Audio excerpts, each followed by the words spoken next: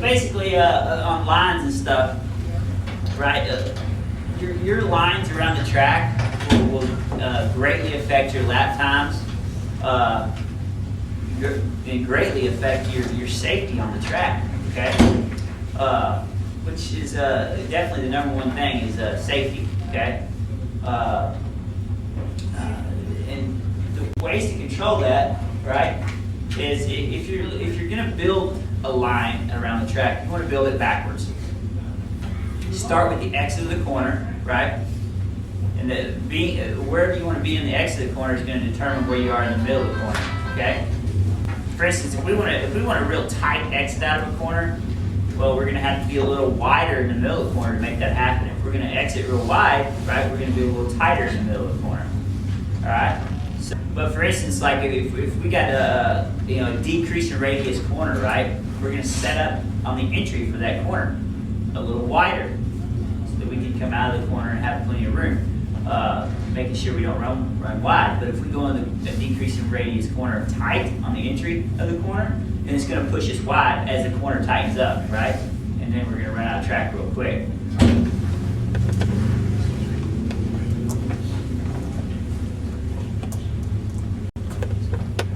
Okay, this is kind of what I'm talking about. We want to be in this area, right? But to get to there, we want to start the exit of the corner right here, okay? Now, we could run it real tight around the bottom, but we would have to go really, really slow when we got to here to make sure we can get it turned enough to drive out of here. That would really greatly reduce our corner speed, okay? But to keep good corner speed, we would come wider, stay out here a little bit, drive it down across, and then drive out like that, okay? Does that make sense to everybody? We're talking about, and the same thing would go for the reverse. Okay, we have a decrease in radius entry to a corner, but then it opens up a lot on the exit. Okay, and then we start out here wide, right? So we came in tight, it would just push us wide, and we'd end up right here. Correct? Everybody see that? All right. So we're going to start wide. We're going to wait, and then drive across like that. Make sense to everybody? All right. That's why we kind of build backwards on our lines. You can't really set the tone of the corner. You can't really build from the entry out. You have to build from the exit in. How many people haven't been to Texas World before? Only 4 people? Okay. All right. Well, for the most part, Texas World is pretty friendly. It's got lots of fast corners, right? Not too heavy of a braking track. There's only a couple spots that are really, really heavy braking. That's why you get some people that come here and they just love the place, but they'll go to another track that's a little bit more technical, like Eagles Canyon. It's got a little bit more braking area. And they can't do it. They're just like, I hate this track, right? Well, they need to kind of examine what they're doing wrong, right? And usually it's because they're not very good at braking when they go to other tracks, especially if they concentrated only on riding here mostly. Okay, because Texas World, most of the braking zones are pretty light. You really don't have a whole lot of speed between here to here because it's a pretty short corner, pretty short straightaway for a lot of braking into here. Same to here, same to here. This is a really fast corner, so you don't brake much there. And then down into turn 8, it's kind of off camber, real bumpy, so you're not on the brakes real hard there. Turn 10, I would say, is the only major braking area. And most people come through here in second gear, and they stay in second gear. So how hard of a braking area could it be if you don't even shift up a gear, right? So not too hard of a braking area there. And then 13, you just kind of scrub speed off into there, and you're really not braking hard in there. So Texas World, for the most part, is on a scale of 1 to 10, a 5 on braking, all right? Where basically Eagles Canyon would be a 10 plus, and Crescent has about 2 really hard braking areas, and MSR Houston's got a few really hard braking areas also. Howlett, multiple hard braking areas, and you'll find also that the tracks that have less hard braking areas are easier on you physically. Okay, why? because when you go to these hard braking areas, you're having to hold your body up with your arms and your chest is flexed the whole time, and you're pushing back with your legs in the braking zones like that, and it wears you out a lot more. Okay, like for instance, if you go like Eagles Canyon, you go from fifth gear to second gear like in 4 spots, and it's really hard on you, especially in a couple of spots that are off camber downhill. It's really, you got to up on the bike. A lot of people think that Daytona would be really easy to ride. Oh, it is for the most part, but those heavy braking areas on that track really wear you out. And so keep that in mind when you go to other places, especially like if you guys go to race Hallett. Hallett's really hard on you, so is Eagles Canyon, especially during the summer months. It'll wear you out. Okay?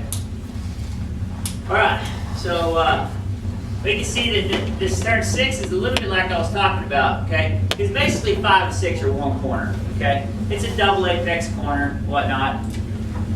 But the difference is you have a lot of time to get ready for turn 6. So as we drive out of 5, we just barely swing back, just past 3/4, and then bring it down here. A lot of people want to set up for it up here. We have a straight area right here though, so there's no reason to set up for it early. You got what I'm saying? So come down here, make the shortest line possible, come up here, and get you a downshift right here. Okay? You'll come through here in 3rd. That was a damn good catch. Alright, so then we're going to swing out here, and we're going to back shift to 2nd. Think about these kind of areas here when you back shift to 2nd. You got to slip that clutch back out when you do it. You don't want to dump it out, because then the thing will kind of go wrong, and it'll want to the rear end will kind of go sideways a little bit, right? So anytime you go and you make a quick change in a gear like that, you want to slip that clutch out. You flip the throttle, slip the clutch out, right? So then we're going to get out here wide. Get set up for the corner, wait just a beat, turn in, clip back across this inside area right here. You'll see the grass and dirt and ice. You drive out on the straightaway, okay? Right there. Anybody got a question about 5 and 6 that's been here before? 6 still rough? Yes. Yeah, and I think that's a really good observation there, okay? If you cut into early for 6, there's a bump right here. If you hit that bump, it can be pretty severe sometimes. It's always got a bump, but if you're a little too tight, you're going to turn more right here. You basically decrease the radius of this corner more, right? By not being out here wide and opening up the radius of the exit, right? You're in here tighter, so you're leaning more when you hit that bump. Your suspension does not soak up bumps as well when it's leaned over like that, okay? Your suspension soaks up bumps real nice like that. The more it's leaned over, the more it wants to skip off of them, right? It doesn't soak them up, especially on a cold track. If your tire doesn't work as well, your suspension doesn't work as well, just bounce off of it, and next thing it hits your handbar. Come down to here, this is a really fast corner too. And I'll tell you a little secret, don't tell nobody outside of us, right? It's just our secret. I found that if you stay about, you'll see this nice shiny curving right here, red and white curving around that corner. It might even be yellow. Don't really know, you're going so fast there, you can't really tell colors.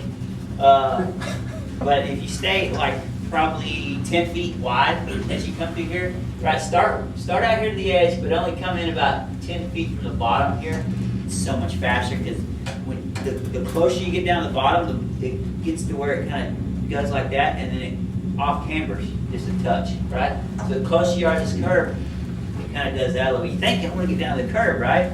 But that 4 feet from the curve is all off like that. If you come up here about 8 to 10 feet up, it's got a lot of banking and you can go through it. We all know that the bank corner, you can go through it faster because you have more traction, right? Why? Because the asphalt goes like this and you're leaning like this and you're staying forward in the middle of the tire. You know what I'm saying? Your contact patch is thicker. Therefore, you can go through it faster. So just a little trick, don't tell none of my competition. If you guys become experts one day and you're racing with me, you have to forget what I said. Just kidding, all the experts figured it out already because I passed them all around the outside. So yeah, they all know it now anyways, no big deal. Alright, so we're going to drive out of here, and then we're coming into this corner here, and I'm going to tell you there's a bump here, here, here, here, here, and here. So what's that tell you? The whole corner is one big bump. There's no good line through here. It is really bad, really bumpy. A lot of people that try to go really fast through turn 8 usually crash, okay?